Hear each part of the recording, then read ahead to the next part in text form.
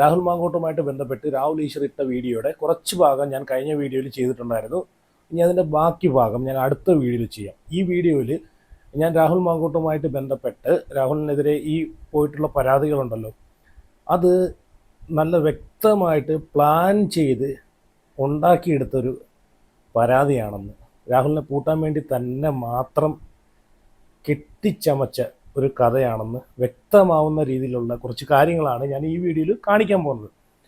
അപ്പം എന്തായാലും രാഹുൽ മാങ്കൂട്ടം തിരിച്ചു വരണം എന്ന് ആഗ്രഹിക്കുന്ന ആളുകൾ ഉറപ്പായിട്ടും വീഡിയോയിൽ നിങ്ങൾ അഭിപ്രായങ്ങൾ കമൻറ്റ് ചെയ്യുക. അതുപോലെ രാഹുലിനെ ഇഷ്ടപ്പെടുന്ന, രാഹുൽ മാങ്കൂട്ടത്തിനെ സ്നേഹിക്കുന്ന, രാഹുൽ മാങ്കൂട്ടം എന്നൊരു വ്യക്തിയെ, ഞാൻ പറഞ്ഞല്ലോ രാഹുൽ മാങ്കൂട്ടം എന്നൊരു വ്യക്തിയല്ല, രാഹുൽ മാങ്കൂട്ടം എന്നൊരു രാഷ്ട്രീയ നേതാവിനെയാണ് ഞാൻ ഇഷ്ടപ്പെടുന്നത്. അപ്പോൾ ആ ഒരു ഇപ്പം എൻ്റെ വീഡിയോ കാണുന്ന അല്ലെങ്കിൽ എന്നെപ്പോലെ ഒരുപാട് ആളുകൾ രാഹുൽ മാങ്കൂട്ടത്തിനെ പേഴ്സണലായിട്ട് അറിയാത്ത ആളുകൾ കാണുമായിരിക്കും. രാഹുൽ മാങ്കൂട്ടം എന്നൊരു രാഷ്ട്രീയ നേതാവിനെ, ആ ഒരു ചെറുപ്പക്കാരൻ്റെ രാഷ്ട്രീയത്തെ മാത്രം ഇഷ്ടപ്പെടുന്ന ആളുകൾ ഒരുപാട് കാണും. അപ്പോൾ എന്തായാലും നിങ്ങളെ അഭിപ്രായങ്ങൾ നിങ്ങൾ ഉറപ്പായിട്ട് കമൻറ്റ് ചെയ്യുക. രാഹുലിനെ ഇഷ്ടപ്പെടുന്ന ആളുകളുണ്ട്, ആത്മാർത്ഥമായിട്ട് രാഹുൽ മാങ്കൂട്ടം രാഷ്ട്രീയത്തിലേക്ക് തിരിച്ചു വരണം എന്ന് ആഗ്രഹിക്കുന്ന ആളുകൾ നിങ്ങളുടെ അഭിപ്രായം കമൻറ്റ് ചെയ്ത്, അതുപോലെ വീഡിയോ ലൈക്ക് ചെയ്ത്, സപ്പോർട്ട് ചെയ്യുന്ന ആൾക്കാരെല്ലാം നിങ്ങൾ വീഡിയോ ലൈക്ക് ചെയ്യുക. അതുപോലെ ചാനലും കൂടെ സബ്സ്ക്രൈബ് ചെയ്ത് രാഹുൽ മാങ്കൂട്ടത്തിന് പൂർണ്ണ പിന്തുണ കൊടുക്കുക. അപ്പം ഈ വീഡിയോയിൽ ഞാൻ പറയുന്നത് എന്താണെന്ന് വെച്ച് കഴിഞ്ഞാൽ, രാഹുലിനെ പൂട്ടിയതാണെന്ന് തെളിയിക്കുന്ന കുറച്ച് കാര്യങ്ങൾ. രാഹുലിൻ്റെ ഒരു പത്രസമ്മേളനം ഉണ്ടായിരുന്നു ഒരു 3 മാസം മുമ്പ്. എന്ന് വെച്ച് കഴിഞ്ഞാൽ ആദ്യത്തെ പരാതി വരുന്ന സമയത്ത് രാഹുൽ മാങ്കൂട്ടം നടത്തിയൊരു പത്രസമ്മേളനം ഉണ്ടായിരുന്നു. ആ പത്രസമ്മേളനത്തിൽ രാഹുൽ മാങ്കൂട്ടം പറയുന്ന കുറച്ച് കാര്യങ്ങൾ പിടിച്ചിട്ടാണ് രാഹുലിനെ പൂട്ടാനുള്ള പരിപാടികൾ നോക്കി അടുത്ത പരാതിക്കാരി ഇറക്കി രാഹുലിനെ പൂട്ടിയത് തന്നെ ആ ഒരു രാഹുലിൻ്റെ പത്രസമ്മേളനം കണ്ടിട്ടാണെന്ന് വ്യക്തമാക്കുന്ന കാര്യങ്ങളാണ് ഞാൻ ഇതിലൂടെ കാണിച്ചിരുന്നത്. ഇനി നിങ്ങൾ നോക്കിക്കോ, രാഹുൽ മാങ്കൂട്ടത്തിൻ്റെ ജാമ്യാപേക്ഷ പരിഗണിക്കുന്ന 28-ന് രാഹുൽ മാങ്കൂട്ടത്തിന് ജാമ്യം കിട്ടുമെന്ന് എല്ലാവർക്കും അറിയാം. അന്ന് കൊണ്ട് പോക്സോ കേസ് അടിക്കാനുള്ള പരിപാടിയിലാണ് ഇപ്പം പ്ലാൻ ചെയ്തിരിക്കുന്നത്. അതിൻ്റെ പരിപാടികളൊക്കെ പിന്നാമ്പുറത്ത് നടക്കുന്നതായിട്ടുള്ള വിവരങ്ങളാണ് ഇപ്പം കിട്ടുന്നത്. ഇപ്പം കഴിഞ്ഞ ജാമ്യാപേക്ഷ പരിഗണിക്കുന്ന സമയത്താണ് ഒന്നാമത്തെ പരാതിക്കാരി ഈ ഒരു പോക്സോ കേസ് രാഹുൽ മാങ്കൂട്ടത്തിൻ്റെ പീഡനത്തിനിരയായ പ്രായപൂർത്തിയാകാത്ത ഒരാളെ കൂടെ എനിക്ക് അറിയാമെന്ന് പറഞ്ഞ് രംഗത്ത് വരുന്നത്. അപ്പോൾ അത് മുമ്പക്കൂട്ടി പ്ലാൻ ചെയ്ത് വെച്ചാണ്. എന്തിനാണ് ഈ 28-ന് രാഹുലിന് എപ്പം ജാമ്യം കിട്ടുന്നു അന്ന്, അടുത്ത 28-ന് രാഹുലിന് ജാമ്യം കിട്ടുകയാണെന്നുണ്ടെങ്കിൽ അന്ന് പോക്സോ കേസ് കൊണ്ടിട്ട് അടിച്ച് വീണ്ടും രാഹുൽ മാങ്കൂട്ടത്തിനെ ജയിലിലിടാനുള്ള പരിപാടിയാണ് ഇവിടെ നോക്കിക്കൊണ്ടിരിക്കുന്നത്. ഇവിടെ രാഹുൽ മാങ്കൂട്ടം എന്ന് പറയുന്ന വ്യക്തിക്ക് ജാമ്യം കൊടുക്കുകയോ കൊടുക്കാതിരിക്കുകയോ അതൊക്കെ കോടതിയുടെ ഇഷ്ടമാണ്. ഇനി കോടതി രാഹുൽ മാങ്കൂട്ടം കുറ്റക്കാരനാണെന്ന് കണ്ടെത്തി തൂക്കി കൊന്നോട്ടെ.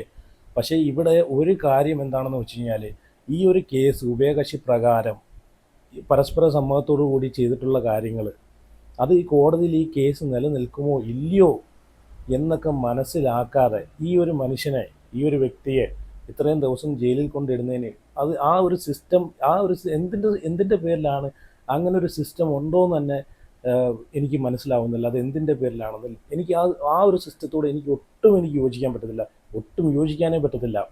കോടതി കണ്ടെത്തി രാഹുൽ മാങ്കൂട്ടം കുറ്റക്കാരനാണെന്ന് വിധിക്കുവാണെങ്കിൽ രാഹുൽ മാങ്കൂട്ടത്തിനെ തൂക്കിക്കൊന്നോട്ടെ, കുഴപ്പമില്ല. പക്ഷേ ഈ ഒരു ഉഭയകക്ഷി സമ്മതപ്രകാരം ചെയ്തിട്ടുള്ള പരിപാടികളൊക്കെ അത് കോടതിയിൽ ആ കേസ് എത്രത്തോളം നിലനിൽക്കും എന്ന് പോലും മനസ്സിലാക്കാതെ ആ വ്യക്തിയെ ജയിലിൽ കൊണ്ടിടുന്നതിന് സത്യം പറഞ്ഞാൽ എനിക്ക് അതിനോട് ഒട്ടും യോജിപ്പില്ല. ഇവിടെ സുപ്രീം കോടതി വരെ പറയുന്ന കാര്യം എന്താണ്, പരസ്പര സമ്മതത്തോടു കൂടിയുള്ള ബന്ധങ്ങൾ അത് കുറ്റകരമല്ലെന്നാണ് സുപ്രീം കോടതി വരെ പറയുന്നത്. പിന്നെ എന്തിൻ്റെ അടിസ്ഥാനത്തിലാണ് ഈ ഒരു വ്യക്തിയെ ജയിലിൽ കൊണ്ട് ഇത്രയും ദിവസം അടച്ചിട്ടത് എന്തിനാണെന്നാണ് എനിക്ക് മനസ്സിലാവാത്തത്.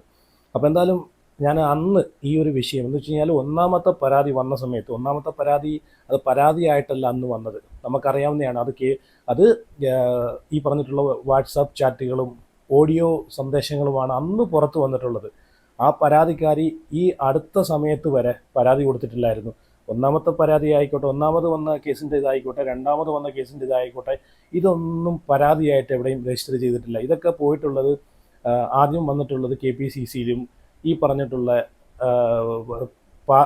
രാഷ്ട്രീയപരമായിട്ടുള്ള അങ്ങനെയുള്ള സ്ഥലങ്ങളിലാണ് ഇതൊക്കെ പോയിട്ടുള്ളത്. അല്ലാതെ അന്ന് ഇതൊന്നും പരാതിയായിട്ടൊന്നും വന്നിട്ടില്ലായിരുന്നു.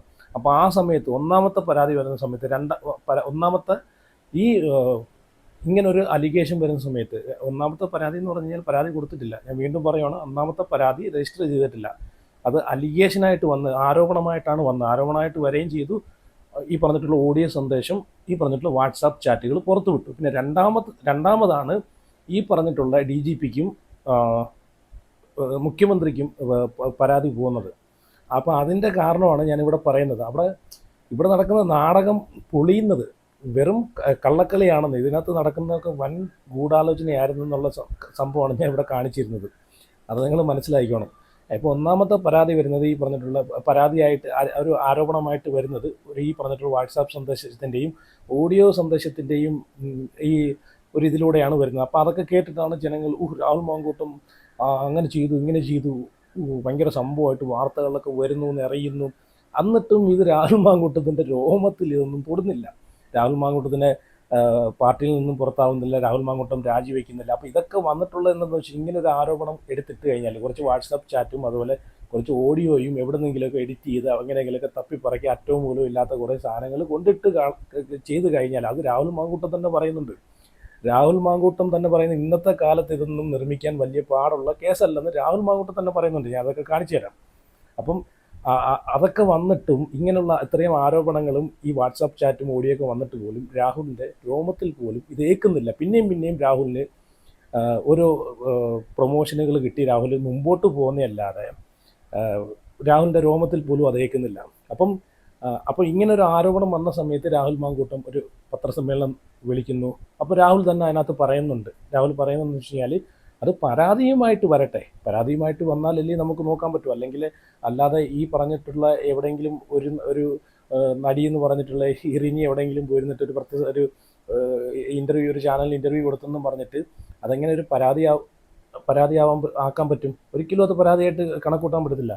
പക്ഷേ ഇങ്ങനെയൊക്കെ പബ്ലിക്കിലേക്ക് ഇട്ട് കൊടുത്തിട്ട് ആ ഒരു വ്യക്തിയെ ഈ ഒരു രാഷ്ട്രീയത്തിൽ നിന്ന് തുടച്ച് നീക്കി കളയാൻ, അല്ലെങ്കിൽ ആരോപണം കൊണ്ടിട്ടിട്ട് ആ വ്യക്തിയെ മാറ്റി നിർത്താൻ എന്നുള്ളൊരു ഉദ്ദേശത്തോടു കൂടിയാണ് ഇതൊക്കെ ചെയ്തത്. പക്ഷേ അതൊന്നും രാഹുൽ മാങ്കൂട്ടത്തിൻ്റെ രോമത്തിൽ പോലും തട്ടിയില്ല. അപ്പോൾ അത് തട്ടിയില്ലെന്ന് പറയുന്ന കാര്യം എന്ന് വെച്ചാൽ അതിനൊക്കെ ശേഷമാണ് പിന്നെ പരാതിയായിട്ട് വരുന്നത്. അപ്പോൾ പരാതിയായിട്ട് വരാനുള്ള കാരണവും ഞാനിവിടെ കാണിച്ചു തരാം. ഞാൻ ആദ്യം പറഞ്ഞ പോലെ ഇവിടെ കാണിച്ചു തരാം. ഇത് വ്യക്തമാക്കി പറഞ്ഞു തരുന്ന കാര്യം എന്താണെന്ന് വെച്ച് കഴിഞ്ഞാൽ ഇത് ഒരു രാഷ്ട്രീയ നെറിക, ഒരു വെറും വൃത്തികെട്ട രാഷ്ട്രീയ കളി, രാഹുൽ മാങ്കൂട്ടത്തിനെ തകർക്കാൻ മാത്രം ചെയ്യുന്ന ഒരു കളിയാന്ന് നിങ്ങൾക്ക് മനസ്സിലാവാൻ വേണ്ടിയിട്ടാണ് ഞാൻ ഇത് ഇത്രയും ഡീറ്റെയിൽ ആയിട്ട് ഞാൻ പറഞ്ഞു തരുന്നത് കേട്ടോ. ഇതിനൊക്കെ ശേഷം ഇങ്ങനൊരു ആരോപണം വന്നതിന് ശേഷം ഈ പറഞ്ഞിട്ടുള്ള നടി, അത് രാഹുൽ മാങ്കൂട്ടം പറയുന്നുണ്ട്, ഈ നടിയുമായിട്ട് ഫ്രണ്ട്ഷിപ്പ് ഉണ്ടായിരുന്നു എന്നൊക്കെ രാഹുൽ മാങ്കൂട്ടം തന്നെ അത് അംഗീകരിക്കുന്നതാണ്. പക്ഷേ നിങ്ങൾ ശ്രദ്ധിച്ചിട്ടുണ്ടോ, ഈ നടിയെടുത്ത് പല നടിയെന്ന് പറയുമ്പോൾ ഞാൻ കഴിഞ്ഞ വീഡിയോസിലൊക്കെ നടിയെന്ന് പറയുമ്പോഴത്തേക്ക് ഒരുപാട് പേര് പറയുന്നുണ്ടായിരുന്നു എന്തിനാണ് നടിയെന്ന് പറഞ്ഞ് അവരെ ഇങ്ങനെ പ്രൊമോഷൻ കൊടുക്കുന്നതെന്ന്. അവർ നല്ലൊരു നടിയായതുകൊണ്ടാണ് ഞാൻ പറയുന്നത്. അഭിനയിക്കാൻ അറിയാവുന്ന ആളുകളെയാണ് നമ്മൾ നടിയെന്ന് വിളിക്കേണ്ടത്. അപ്പോൾ അതുകൊണ്ടാണ് ഞാൻ നടിയെന്ന് വിളിക്കുന്നത്. അപ്പോൾ ഇവിടെ രാഹുൽ മാങ്കൂട്ടം ഇങ്ങനൊരു ആരോപണം വന്ന സമയത്ത് തന്നെ പുള്ളി ഒരു പ്രസ് മീറ്റ് വിളിക്കുവാണ്. എല്ലാ വാർത്താ ചാനലുകളെയും വിളിച്ചിട്ട് ഒരു വാർത്ത കൊടുക്കുന്നത്. ഞാൻ 24-ന്റെ ചാനലിൻ്റെ അതിനകത്ത് അവരെടുത്തിട്ടുള്ള വാർത്ത, രാഹുൽ മാങ്കൂട്ടത്തിൻ്റെ പത്രസമ്മേളനത്തിൻ്റെ ഒരു ചെറിയൊരു ഭാഗം ഇവിടെ കൊടുക്കുക. നിങ്ങളതൊന്ന് കണ്ടു നോക്കുക. അതിനകത്ത് രാഹുൽ പറയുന്ന കാര്യങ്ങൾ നിങ്ങളൊന്ന് കേട്ടു നോക്കുക. ഞാൻ തെറ്റ് ചെയ്തിട്ടുണ്ടെങ്കിൽ ഇപ്പോഴും ഞാൻ പറയുന്നത് ഉത്തമമായ ബോധ്യം, രാജ്യത്തെ നിയമം പറയുന്ന ഏതെങ്കിലും ഒരു കാര്യത്തിനെതിരായിട്ട് നിയമവിരുദ്ധമായ ഒരു കാര്യം ഞാൻ ചെയ്തിട്ടില്ല, അത് ഉത്തമമായ ബോധ്യമാണ്. ഇനി അതിനപ്പുറം ആർക്കെങ്കിലും ആർഗ്യുമെന്റ് ഉണ്ടോ? ആ ആർഗ്യുമെന്റ് ഉള്ള ആളുകൾ പരാതിപ്പെട്ടാൽ ഞാൻ കോടതിയിൽ പോയി, ഈ രാജ്യത്ത് നീതിന്യായ സംവിധാനത്തിൽ പോയിട്ട് എൻ്റെ നിരപരാധിത്വം തെളിയിക്കാൻ പറ്റുമെന്നുള്ള ഉത്തമമായ ബോധ്യമുണ്ട്. കോൺഗ്രസ് പ്രവർത്തകരുടെ ബാധ്യതയല്ലത്. അതുകൊണ്ട് യൂത്ത് കോൺഗ്രസ് സംസ്ഥാന പ്രസിഡന്റ് സ്ഥാനം 1:30. അപ്പോൾ ഇതുവരെ കൊടുത്ത വാർത്തകൾക്കൊന്നും ഒരു അടിസ്ഥാനമില്ല. എന്നോടൊരു ഹൈക്കമാൻഡ് ആവശ്യപ്പെട്ടിട്ടില്ല. അത് തെളിയിച്ചാൽ നിങ്ങൾ പറയുന്ന ജോലി ഞാനും ചെയ്യാം. എന്നോട് ഹൈക്കമാൻഡ് ആവശ്യപ്പെട്ടു തെളിയിച്ചാൽ ഞാൻ യൂത്ത് കോൺഗ്രസ്. ഇവിടെ രാഹുൽ മാങ്കൂട്ടം പറയുന്ന കാര്യം എന്താണെന്ന് വെച്ച് കഴിഞ്ഞാൽ ഈ രാജ്യത്തിൻ്റെ നിയമവ്യവസ്ഥയ്ക്ക് നിയമവിരുദ്ധമായിട്ട് ഞാനൊന്നും ഒരു തെറ്റും ചെയ്തിട്ടില്ല എന്നാണ് പറയുന്നത്. അതിനർത്ഥം എന്താണെന്ന് വെച്ച് കഴിഞ്ഞാൽ ഈ വന്നിട്ടുള്ള പരാതിയുടെ അടിസ്ഥാനത്തിൽ, പരാതിക്കാരികളുടെ അടിസ്ഥാനത്തിൽ പരസ്പര ഉഭയകക്ഷി സമ്മതപ്രകാരമുള്ള കാര്യങ്ങൾ ഇവിടെ കോടതി വരെ അത് അംഗീകരിച്ചിട്ടുള്ളതാണ് എന്നാണ് ഇവിടെ രാഹുൽ മാങ്കൂട്ടം പറയുന്നത്. അല്ലാതെ ബലാത്കാരമായിട്ട് ഒരാൾ റേപ്പ് ചെയ്തോ അല്ലെങ്കിൽ ഒരാളെ പീഡിപ്പിച്ചിട്ടോ ബലാത്കാരമായി അങ്ങനെ ഒന്നും ചെയ്തിട്ടില്ല. അതാണ് ഇവിടെ രാഹുൽ മാങ്കൂട്ടം പറയുന്നത്. നിയമവിരുദ്ധമായി ഒന്നും ചെയ്തിട്ടില്ലെന്ന്. ഓക്കെ, ഇനി ബാക്കി പറയുന്നതും കൂടെ നിങ്ങളൊന്ന് കണ്ടു നോക്ക്. അതിൽ നിന്നാണ് രാഹുൽ മാങ്കൂട്ടത്തിനെ കൂട്ടാനുള്ള അടുത്ത സ്റ്റെപ്പ് കണ്ടെത്തുന്നത്. രാഹുലിനെതിരെ ഈ കുറച്ച് കളികൾ നടത്തുന്നുണ്ടല്ലോ, അവർ രാഹുൽ മാങ്കൂട്ടത്തിനെ കൂട്ടാനുള്ള പരിപാടികൾ രാഹുൽ മാങ്കൂട്ടം സംസാരിച്ചിട്ടുള്ള പ്രസ് മീറ്റിൽ സംസാരിച്ചിട്ടുള്ള ആ വാക്കുകളിൽ നിന്നാണ് അടുത്ത കളികൾ രംഗത്ത് വരുന്നത്. രണ്ടാമത്തെ പരിപാടി ഇതിപ്പം ഒന്നാമത്തെ പരിപാടി വന്ന സമയത്തുള്ള പ്രസ് മീറ്റാണ് ഇപ്പം കാണുന്നത്. ഒന്നാമത്തെ പരാതി എന്ന് പറഞ്ഞാൽ ഞാൻ പറഞ്ഞല്ലോ, ഒന്നാമത്തെ വാട്സാപ്പ് സന്ദേശമായിട്ടും അത് KPCCക്കാണ് പരാതി പോകുന്നത്. അല്ലാതെ ഈ പറഞ്ഞിട്ടുള്ള ഒരിടത്തും പരാതിയായിട്ട് രജിസ്റ്റർ ചെയ്തോ പരാതിപ്പെടാൻ വരിക പോലും ചെയ്തിട്ടില്ല. പിന്നെ ആ പരാതിക്കാരി എന്താണ് ചെയ്തത്? ആ പരാതിക്കാരി എവിടെയും പരാതി കൊടുക്കാൻ താല്പര്യമില്ല എന്ന് പറഞ്ഞിട്ട് ഒന്നാമത്തെ പരാതിയും രണ്ടാമത്തെ പരാതിയും പിൻവലിയുന്നതാണ് നമ്മൾ കണ്ടത്. അതിനുശേഷമാണ് മൂന്നാമത്തെ പരാതി വന്നത്. ഓക്കെ, ഇനി അത് നിങ്ങളൊന്ന് കണ്ടു നോക്ക്. നീതിന്യായ സംവിധാനങ്ങളുണ്ട്. ആ നീതിന്യായ സംവിധാനങ്ങളിൽ ഞാൻ നിരപരാധിത്വം തെളിയിക്കുകയും ചെയ്യാം. അല്ല, ഞാൻ ചോദിക്കുന്നത് ഇന്നത്തെ കാലത്താണെന്ന് ആലോചിക്കണം. അത്തരത്തിലൊരു പരാതി ആരെങ്കിലും പറഞ്ഞിട്ടുണ്ടോ നിങ്ങൾ? ഇന്നത്തെ കാലത്ത് ഇതൊന്നും സാധ്യമല്ലാത്ത കാലമൊന്നും അല്ലല്ലോ. ഇത്തരം കാര്യങ്ങൾ ഉണ്ടാക്കാൻ സാധ്യമല്ലാത്ത കാലമൊന്നുമല്ല. ഞാൻ ചോദിക്കുന്നത് ഞാനൊന്ന് പൂർത്തീകരിക്കട്ടെ. എന്തിനാണ് ഒരു ചോദ്യം പ്ലേസ് ചെയ്തിട്ട് ഇത്ര തിടുക്കം? എന്തിനാണ് കൈരളിക്ക്? ഞാൻ പറയല്ലേ, മറുപടി പറയുകയല്ലേ. ഞാൻ മറുപടി പറയാൻ അനുവദിക്കുന്നേ. അപ്പോൾ സ്വാഭാവികമായിട്ടും അത്തരത്തിൽ ആരെങ്കിലും ഒരു പരാതി പറഞ്ഞിട്ടുണ്ടോ? അങ്ങയോട് ആരെങ്കിലും ഒരു പരാതി പറഞ്ഞിട്ടുണ്ടോ? അപ്പം അല്ല, ഞാൻ ചോദിക്കുന്നത് അങ്ങയോട് ആരെങ്കിലും ഈ രാജ്യത്തെ ഏറ്റവും പ്രധാനപ്പെട്ട കാര്യം എന്താണ്? അങ്ങനെ ഒരു അങ്ങ് സൂചിപ്പിക്കുന്ന പോലെ ഗർഭചിത്രം നടന്നു എന്നതുമായി ബന്ധപ്പെട്ട ഒരു പരാതി, ഗർഭചിത്രം നടത്താൻ നിർബന്ധിച്ചു എന്നൊരു പരാതി അങ്ങയുടെ മുന്നിൽ വന്നിട്ടുണ്ടോ? ഒരു പരാതി വന്നാൽ ഞാൻ അതിന് മറുപടി പറയാം. അല്ല, ഞാൻ പറഞ്ഞല്ലോ, ഇന്നത്തെ കാലത്ത് ഇതിനൊന്നും പ്രയാസമുള്ളൊരു കാലം ഞാൻ പറഞ്ഞല്ലോ. അതായത് ഞാൻ അങ്ങയോടുള്ള തിരിച്ചുള്ള ചോദ്യം ഇവിടെ രാഹുൽ മാങ്കൂട്ടം എന്താണ് പറയുന്നത്? ഇതുവരെ പരാതിയായിട്ടൊന്നും വന്നില്ല, പരാതിയായിട്ട് വരട്ടെ, അപ്പം നോക്കാമെന്നാണ് രാഹുൽ മാങ്കൂട്ടം പറയുന്നത്. എന്ന് വെച്ച് കഴിഞ്ഞാൽ ഒന്നാമത് വന്നിട്ടുള്ള ഈ ഒരു ആരോപണം അത് രാഹുൽ മാങ്കൂട്ടത്തിൻ്റെ രാഷ്ട്രീയത്തെ ബാധിച്ചിട്ടേ ഇല്ല. രാഹുൽ മാങ്കൂട്ടം പിന്നെയും തുടർന്ന് പ്രവർത്തിച്ചുകൊണ്ടേയിരിക്കുകയാണ്. രാഹുൽ മാങ്കൂട്ടം പറയുന്നത് എന്താണെന്ന് വെച്ച് കഴിഞ്ഞാൽ പരാതിയുമായിട്ട് എപ്പം വരുന്നു ആ സമയത്ത് നോക്കാം എന്നാണ് പറയുന്നത്. ആരും ഇതുവരെ പരാതിയായിട്ട് വന്നിട്ടില്ലല്ലോ, പരാതി എവിടെയും കൊടുത്തിട്ടില്ല. രാഹുലിനെതിരെ ഒരു പരാതിയായിട്ട് ആരും എവിടെയും ഒരിടത്തും രജിസ്റ്റർ ചെയ്തിട്ടുമില്ല, ഒരിടത്തും പരാതി പോയിട്ടുമില്ല എന്നാണ് രാഹുൽ മാങ്കൂട്ടം പറയുന്നത്. അതിൽ വെച്ചിട്ടാണ് രാഹുലിനെ പൂട്ടാനെ കൊണ്ടുള്ള അടുത്ത പദ്ധതി എന്ന് വെച്ച് കഴിഞ്ഞാൽ പരാതിയായിട്ട് മുമ്പോട്ട് വരണം എന്നുള്ളൊരു ഇതുണ്ടല്ലോ, പ്ലാൻ ഉണ്ടല്ലോ. ആ ഒരു തിരക്കഥ അവിടെയാണ് സ്റ്റാർട്ട് ചെയ്യുന്നത്. അതാണ് ഞാൻ പറഞ്ഞത്, രാഹുൽ മാങ്കൂട്ടത്തിനെ മനഃപൂർവ്വം രാഷ്ട്രീയത്തിൽ നിന്ന് പുറത്താക്കാനുള്ള പരിപാടിയുടെ ഒരു കള്ളക്കഥയാണ് ഇവിടെ പൊളിയുന്നത്. അതുവരെ രാഹുലിൻ്റെ പ്രസ് മീറ്റ് വരെ രാഹുലിനെതിരെ ഒരു പരാതിയും വന്നിട്ടില്ല. രാഹുൽ മാങ്കൂട്ടത്തിൻ്റെ പ്രസ് മീറ്റിനകത്ത് രാഹുൽ മാങ്കൂട്ടം പറഞ്ഞിട്ടുള്ള വാക്കുകൾ വെച്ച് പിടിച്ചിട്ടാണ് അടുത്ത പരാതി ഉടലെടുക്കുന്നത്. രണ്ടാമത്തെ പരാതി അതാണല്ലോ ഈ പറഞ്ഞിട്ടുള്ള DGPക്കും മുഖ്യമന്ത്രിക്കൊക്കെ പരാതി പോയിട്ടുള്ളത്, KPCCക്ക് വരെ പരാതി പോയിട്ടുള്ളത്. അപ്പം ഇതൊക്കെ മനഃപൂർവ്വം രാഹുലിൻ്റെ മേലെ കൊണ്ടുവച്ച് കൊടുത്തിട്ടുള്ള തിരക്കഥയാണെന്നും രാഹുലിനെ രാഷ്ട്രീയത്തിൽ നിന്ന് പുറത്താക്കാനുള്ള പരിപാടിക്ക് വേണ്ടിയിട്ടുള്ള കളിയാണെന്നൊക്കെ ഇതിലൂടെ നിങ്ങൾക്ക് മനസ്സിലാക്കാവുന്നേ ഉള്ളൂ. അപ്പോൾ ഇതൊക്കെ മിക്കുള്ള ആളുകളും ഇതൊക്കെ സ്കിപ്പ് ചെയ്ത് പോയിട്ടുള്ള കാര്യങ്ങളാണ്. അപ്പോൾ ഇതുപോലുള്ള ഇതൊക്കെ നമ്മൾ ശ്രദ്ധിച്ച് നോക്കിക്കഴിഞ്ഞാൽ നമ്മളൊന്ന് ഇരുന്നൊന്ന് ചിന്തിച്ച് കഴിഞ്ഞാൽ ഇതിലൂടെയൊക്കെ നമുക്ക് മനസ്സിലാക്കാവുന്നേ ഉള്ളൂ. രാഹുൽ മാങ്കൂട്ടത്തിനെതിരെയുള്ള ഈ ഒരു പരാതികൾ വെറും രാഷ്ട്രീയ കളിയാണെന്ന്, രാഷ്ട്രീയത്തിൻ്റെ ഒരു നെറിയേടിൻ്റെ എക്സ്ട്രീം ഉണ്ടല്ലോ, അതാണ് നമ്മളിപ്പം കണ്ടുകൊണ്ടിരിക്കുന്നത്. ഇനി ഞാനിവിടെ റിനിയുടെ ഒരു ഇൻ്റർവ്യൂ വെച്ച് തരാം. റിനി ഈ ആരോപണത്തിനൊക്കെ ശേഷം വേറൊരു ചാനലിനകത്ത് ഒരു ഇൻ്റർവ്യൂവിനകത്ത് റിനി ഇതിനെ പറ്റിയിട്ടൊരു കാര്യം പറയുന്നുണ്ട്, രാഹുൽ മാങ്കൂട്ടത്തിനെ പറ്റിയിട്ട്. അതും കൂടെ നിങ്ങളൊന്ന് കണ്ടു നോക്കുക. പ്രശ്നങ്ങളെ കുറിച്ച് ഞങ്ങൾ ഡിസ്കസ് ചെയ്തു. ആങ്കർ അങ്ങനത്തെ ചോദ്യങ്ങളായിരുന്നു നമ്മൾ പ്ലാൻ ചെയ്തിരുന്നത്. അപ്പൊ ആര് ചോദിച്ചു, കാരണം ഞാൻ എൻ്റെ ഒരു സിനിമയെ കഴിഞ്ഞിട്ടുള്ളൂ. അപ്പൊ ഒത്തിരി വേറെ മാറ്റേഴ്സും കൂടി ഒന്ന് എടുത്ത് സംസാരിക്കാൻ വെച്ചു, കാരണം ഒരു ഇന്റർവ്യൂ ലോങ് ആക്കാൻ. അപ്പൊ ഈ വിഷയങ്ങൾ ഇങ്ങനെ വെറുതെ ചോദിച്ചപ്പോ ആ കൂട്ടത്തിൽ ഇങ്ങനെ സംസാരിച്ചപ്പോ പറഞ്ഞതാണ്, ഇങ്ങനെ പല വിഷമങ്ങളും ഉണ്ട് എന്നുള്ള രീതിയിൽ പറഞ്ഞാണ്. അപ്പൊ അത് പിന്നെ അങ്ങ് കൊളുത്തിയത് വൈറലായി. അപ്പൊ ചാനലുകാരോട് ഞാൻ പറഞ്ഞു ഞാൻ ഇല്ലാന്ന് പറഞ്ഞു. അവരെ നമ്പർ കണ്ടുപിടിച്ച് വിളിച്ചു. ഞാൻ പറഞ്ഞു ഞാനില്ല, ഒന്നും പറയാനില്ല. ഒരു അങ്ങനെയല്ല, അവർ വീട്ടിലേക്ക് അവർ വന്നതാ. അപ്പൊ അവര് വന്നിട്ട് പറഞ്ഞു ജസ്റ്റ് അപ്പൊ കൗമുദി പറഞ്ഞ പോലെ തന്നെ ജസ്റ്റ് ഞങ്ങൾ മൈക്ക് പിടിക്കും, ജസ്റ്റ് അത് മാത്രം റിപ്പീറ്റ് ചെയ്തത്. അവസാനം ഞാൻ വിചാരിച്ചു എന്തെങ്കിലും ആകട്ടെ വിചാരിച്ചിട്ട് നിന്നതാണ്. അപ്പൊ അവരിങ്ങനെ കുറെ ചോദ്യങ്ങൾ ചോദിച്ചു. അപ്പോഴും ഞാൻ പേരൊന്നും പറഞ്ഞ് സംസാരിക്കാൻ തയ്യാറായില്ല, കാരണം ഞാൻ അങ്ങനെ പറഞ്ഞതല്ല, അതുകൊണ്ടാണ്. അല്ലാതെ ഞാൻ അങ്ങനെ ഒരാളെ അക്യൂസ് ചെയ്യാൻ വേണ്ടിയിട്ടോ അങ്ങനെ പറഞ്ഞല്ലേ. ഇപ്പൊ നമ്മൾ സംസാരിക്കുമ്പോൾ അബദ്ധത്തിലൊക്കെ ചില കാര്യങ്ങൾ നമ്മൾ പറഞ്ഞു പോകുമല്ലോ. പക്ഷേ അത് ഹൂ കേഴ്സ് എന്ന് പറയുന്നത് തീർച്ചയായിട്ടും രാഹുൽ മാങ്കൂട്ടത്തിനെതിരെയുള്ള ഒരു അമ്പ് തന്നെയായിരുന്നു അല്ലേ?